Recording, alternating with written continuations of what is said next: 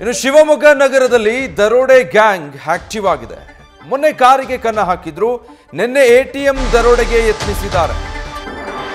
ನಗರದ ನೆಹರು ರಸ್ತೆಯಲ್ಲಿರುವಂತಹ ಕೆನರಾ ಬ್ಯಾಂಕ್ ಎಟಿಎಂನಲ್ಲಿ ದರೋಡೆ ಯತ್ನ ಆಗಿದೆ. ಈ ಹಿಂದೆ ಕಾರಲ್ಲಿದ್ದಂತಹ ಹಣವನ್ನ ಕದ್ದಿದ್ರು.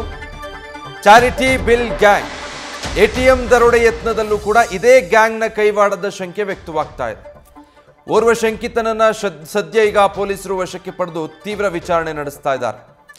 ಎರಡು ಘಟನೆಗಳನ್ನು ನೋಡ್ತಾ ಇದ್ರೆ ಶಿವಮೊಗ್ಗದಲ್ಲಿ ರಾಬರಿ ಗ್ಯಾಂಗ್ ಆಕ್ಟಿವ್ ಆದ ಹಾಗೆ ಕಾಣ್ತಾ ಇದೆ.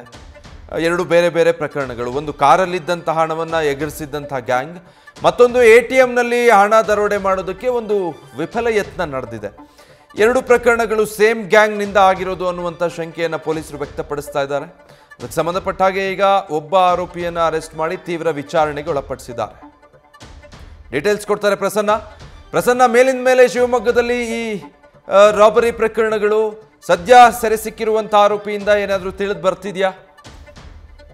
ವಿಜಯ್, ಏನು ನಿನ್ನೆ ಶಿವಮೊಗ್ಗದ ನಡು ಹೃದಯ ಭಾಗದಲ್ಲಿರುವಂತಹ ನೆಹರು ರಸ್ತೆಯಲ್ಲಿರುವ ಕೆನರಾ ಬ್ಯಾಂಕ್ನ ಎಟಿಎಂ ಕಚೇರಿ ಎಟಿಎಂಗೆ ಒಬ್ಬ ಅಪರಿಚಿತ ವ್ಯಕ್ತಿ ಏನು ನುಗ್ಬಿಟ್ಟು ರಾತ್ರಿ 11:45 ಸುಮಾರಿಗೆ ಈ ಒಂದು ಎಟಿಎಂ ನ ಬ್ರೇಕ್ ಮಾಡುವಂತಹ ಒಂದು ಪ್ರಯತ್ನ ನಡೆಸಿ ಇದೊಂದು ಸಾಕಷ್ಟು ಈಗ ನಗರದಲ್ಲಿ ಕುತೂಹಲ ಮೂಡಿಸುವಂಥದ್ದು ಮತ್ತು ಸಾಕಷ್ಟು ಚರ್ಚೆಗೆ ಎಡೆ ಮಾಡಿಕೊಟ್ಟಿರುವಂಥದ್ದು. ಯಾಕೆಂದ್ರೆ ಕೂಗಳದ್ರೆ ಜನ ಸಾಮಾನ್ಯ ಓಡಾಡುವಂತ ಒಂದು ಸರ್ಕಲ್ ನ ಸಮೀಪದಲ್ಲಿರುವಂತಹ ಎಟಿಎಂ ಅಲ್ಲಿ ಈ ತರ ನಡೆಯುತ್ತೆ ಅಂದ್ರೆ ಎಲ್ರಿಗೂ ಆಶ್ಚರ್ಯ ಆಗಿರುವಂಥದ್ದು. ಹಾಗಾಗಿನೇ ಈಗಾಗಲೇ ಪೊಲೀಸರು ಅಲ್ಲಿ ಎಟಿಎಂ ಅಲ್ಲಿ ಲಭ್ಯವಾದಂತಹ ಸಿಸಿಟಿವಿ ಫುಟೇಜ್ ಆಧರಿಸಿ ಮತ್ತೆ ಅವರಿಗಿರುವಂತಹ ಮಾಹಿತಿ ಆಧರಿಸ್ಬಿಟ್ಟು ಈಗಾಗಲೇ ಒಬ್ಬನ ವಶಕ್ಕೆ ಪಡ್ಕೊಂಡಿದ್ದಾರೆ. ಮಾಹಿತಿಯ ಪ್ರಕಾರ ಆತ ಶಿವಮೊಗ್ಗದ ಸ್ಮಾರ್ಟ್ ಸಿಟಿಯಲ್ಲಿ ಕೆಲಸ ಮಾಡ್ತಾ ಇದ್ದಂತ ಬಿಹಾರದ ಮೂಲದ ವ್ಯಕ್ತಿ ಅಂತ ಹೇಳಲಾಗ್ತಿದೆ. ಕುಡಿದ ಮತ್ತಿನಲ್ಲಿ ಆತ ಬಂದ್ಬಿಟ್ಟು ಈ ತರ ಕೃತ್ಯಕ್ಕೆ ಕೈ ಹಾಕಿದ್ದಾನೆ ಅಂತ ಬಿಟ್ಟು ಅಂತ ಆದ್ರೆ ಕೃತ್ಯಕ್ಕೆ ಕೈ ಹಾಕಿರುವಂತಹ ವ್ಯಕ್ತಿ ಒಂದು ಎಟಿಎಂ ನ ಬ್ರೇಕ್ ಮಾಡೋ ಸಂದರ್ಭದಲ್ಲಿ ಸಾಕಷ್ಟು ಸಿದ್ಧತೆ ಮಾಡ್ಕೊಂಡೇ ಬಂದಿರಬಹುದು ಅನ್ನೋದು ಅವರಿಗಿರುವಂತಹ ಲೆಕ್ಕಾಚಾರ. ಯಾಕಂದ್ರೆ ಸಾಮಾನ್ಯಕ್ಕೆ ಎಟಿಎಂ ನ ಆತರ ಬ್ರೇಕ್ ಮಾಡೋಕ್ಕಾಗಲ್ಲ.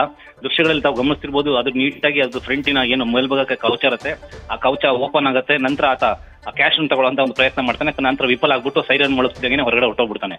ಹಾಗಾಗಿನೇ ಇಲ್ಲಿ ಅದಕ್ಕಿಂತ 2 ದಿನಗಳ ಹಿಂದೆ ಜಯನಗರ ಪೊಲೀಸ್ ಸ್ಟೇಷನ್ ಲಿಮಿಟ್ ಅಲ್ಲಿ ಆಸ್ಪತ್ರೆಯ ಸಮೀಪ ಬಂದಂತಹ ಏನು ಸಂಬಂಧಿಕರು ನೋಡ್ಕೊಳ್ಳುವಂತ ಬರುವಂತಹ ರೋಗಿಗಳಾಗಿರ್ಬೋದು ಅಥವಾ ಹೆರಿಗೆ ಬಂದಂತಹ ಜನರ ಒಂದು ವಾಹನಗಳನ್ನ ಬ್ರೇಕ್ ಮಾಡ್ಬಿಟ್ಟು ಗ್ಲಾಸ್ ಬ್ರೇಕ್ ಮಾಡಿ ಹಣ ದೋಚುವಂತಹ ಒಂದು ತಂಡ, ಈ ಒಂದು ತಂಡದ ಹಿಂದ್ಗಡೆ ಈ ಕೃತ್ಯದ ಹಿಂದ್ಗಡೆ ಏನು ಪಾಂಡಿಚೇರಿಯ ತಂಡ ಕೈವಾಡ ಇದೆ ಅಂತ ಬಿಟ್ಟು ಹೇಳಲಾಗ್ತದೆ. ಒಟ್ಟಾರೆ ಈ ಎಲ್ಲ ಪ್ರಕರಣಗಳು ನೋಡಿದ್ರೆ ಶಿವಮೊಗ್ಗದಲ್ಲಿ ಒಂದು ತಂಡ ವ್ಯವಸ್ಥಿತವಾಗಿ ಈ ರಾಬರಿ ಆಗಿರ್ಬೋದು, ಕಾರಲ್ಲಿರುವಂತಹ ವಸ್ತುಗಳನ್ನು ದೋಚುವಂತದ್ದು, ಎಟಿಎಂ ದೋಚುವಂತಹ ಒಂದು ಪ್ರಯತ್ನ ನಡೆಸ್ತಿದೆ ಅಂತ ಹೇಳ್ಬೋದು. ಹಾಗೇನೆ ಕಳೆದ ವರ್ಷ ಇದೇ ರೀತಿಯ ಕೃತ್ಯ ಈ ಜೆಸಿಬಿ ಮೂಲಕ ವಿನೋದ್ನಗರ ಠಾಣೆಯಲ್ಲಿ ಒಂದು ಖಾಸಗಿ ಬ್ಯಾಂಕಿನ ಎಟಿಎಂ ಅನ್ನ ಜೆಸಿಬಿ ಮೂಲಕ ಎತ್ಕೊಂಡು ಹೋಗುವಂತ ಒಂದು ಪ್ರಯತ್ನ ನಡೆದಿತ್ತು. ಒಟ್ಟಾರೆ ಇದು ಶಿವಮೊಗ್ಗದಲ್ಲಿ 2ನೇ ಪ್ರಯತ್ನ. ಹಾಗಾಗಿ ಇದು ಸಾಕಷ್ಟು ಪೊಲೀಸ್ ಇಲಾಖೆಗೆ ಸಾಕಷ್ಟು ಈಗ ಒಂದು ಚಾಲೆಂಜ್ ಆಗಿರುವಂತದ್ದು.